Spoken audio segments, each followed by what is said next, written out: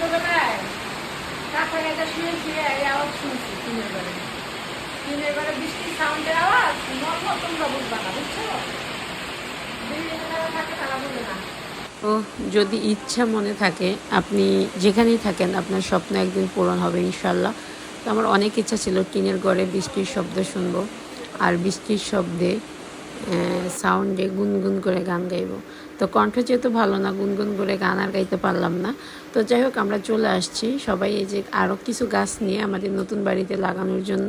তো গতবার যখন গাছ লাগাইছিলাম গাছটা জমির মালিক তুলে ফেলছিল।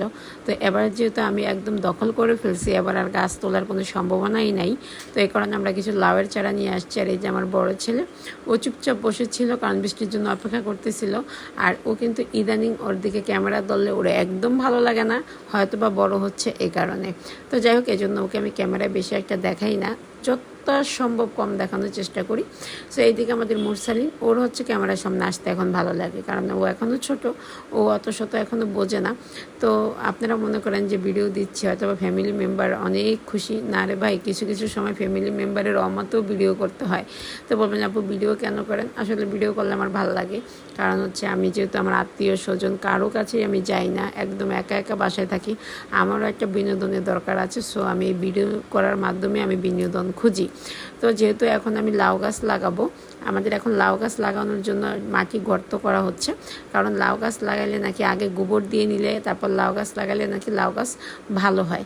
তো যাই হোক, আমি চলে আসছি গোবর নিয়ে। এই গোবরটা হচ্ছে আমি লাউ গাছ লাগাচ্ছি ওখানে দেবো, দেওয়ার পরে হচ্ছে ওইটা মাটির সার হবে, তারপর হচ্ছে আমরা লাউ গাছটা লাগাই দেবো।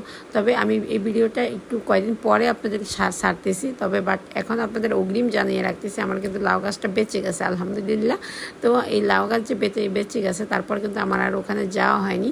তো আমি যাব ইনশাল্লাহ, যেহেতু কালকে শুক্রবার, তো কালকে আমার ছুটি আছে, তো কালকে ইনশাল্লাহ যাব, গেলে আপনাদেরকে দেখাতে পারবো যে আমার লাউ গাছটা কিন্তু আসলেই বেঁচে গেছে। এখন নাকি জাংলা দিতে হবে, আপনাদের ভাইয়া বলল। তো এখন জাংলা দেওয়ার পরবর্তী কাজ শুরু হবে ইনশাল্লাহ। তো আরেকটা জিনিস হচ্ছে যে দেখেন আমার বেড়াটা এটা কিন্তু নেট দিয়ে দিছে, বাট এখানে মানুষ দেখতেছি যে খড়ি এই নেটের সাথে হচ্ছে হেলান দিয়ে রাখছে, বলেন এই যে দেখেন। তো এটা কি একটা ভালো মানুষের কাজ? তো যারা যারা মানে এই সমস্ত মানুষের ক্ষতি করেন তাদের বলবো যে না ভাই, ক্ষতি করবেন না। তো যাই হোক, আমি গোবর দিয়ে মাটি দিয়ে মিশিয়ে দিচ্ছি যেন মাটিতে সার হয়। গরু কিন্তু আমাদের অনেক কাজে লাগে, তাই না? গরু দুধ দেয় এবং গরুর গোবরও কিন্তু আমরা সার হিসেবে ব্যবহার করি। সো এখন আমি লাউ চারাটা লাগাই দিচ্ছি বিসমিল্লাহ বলে এবং মহান আল্লাহ তাআলার নাম নিয়ে গাছটা লাগিয়ে দিচ্ছি। আরেকটা কথা বলে নিই যে আমার হাতে কিন্তু আল্লাহর রহমতে, আপনাদের দোয়ায় এবং আল্লাহ তাআলার কৃপায় এখন পর্যন্ত আমার হাতে কিন্তু কোনো গাছ সহজে মরে না। আপনি 5টা গাছ লাগালে 2টা গাছ মরতে পারে, বাকি 3টা গাছ বাঁচবে, মানে বেশিরভাগ বাঁচে। তো আপনারা আমার জন্য দোয়া করবেন।